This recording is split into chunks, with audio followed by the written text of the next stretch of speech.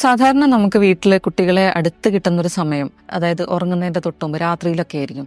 അപ്പോൾ ആ സമയത്ത് പല പാരൻസും തന്നെ പകൽ നടന്ന കാര്യങ്ങൾ ഫുൾ അനലൈസ് ചെയ്ത് പിന്നെ അവരെ കുറ്റപ്പെടുത്തി, അല്ലെങ്കിൽ അവരെ മാർക്ക് കുറഞ്ഞനോ വേറെ എന്തെങ്കിലും അവർ ചെയ്ത കുരുത്തക്കേടിനൊക്കെ കുറ്റമൊക്കെ പറഞ്ഞ് അവരെ അങ്ങ് മനസ്സ് വിഷമിപ്പിച്ച്, വഴക്ക് പറഞ്ഞ് മനസ്സ് വിഷമിപ്പിച്ചിട്ട് അവരെ അതേ രീതിയിൽ അവരങ്ങ് ഉറങ്ങിപ്പോകും.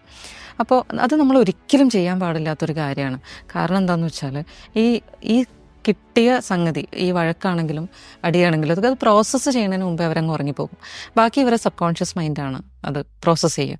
അപ്പോൾ അത് വളരെ ആഴത്തിൽ ഇവരെ ഉള്ളിൽ പിന്നെ സെൽഫ് ഡൗട്ടാണെങ്കിലും സെൽഫ് വെർത്തിനെ ക്വസ്റ്റ്യൻ ചെയ്യുന്ന രീതിയിലാണെങ്കിലും ഒക്കെ അങ്ങോട്ട് വന്നിട്ട് വളരെ നെഗറ്റീവായിട്ടുള്ളൊരു ഇമ്പാക്റ്റ് ഉണ്ടാക്കും. അതോടൊപ്പം തന്നെ ഡിസ്റ്റർബ്ഡായിട്ട് ഉറങ്ങുമ്പോഴത്തേക്ക് അവരുടെ ഉറക്കത്തിന് ക്വാളിറ്റി കുറയാണ് ചെയ്യുക.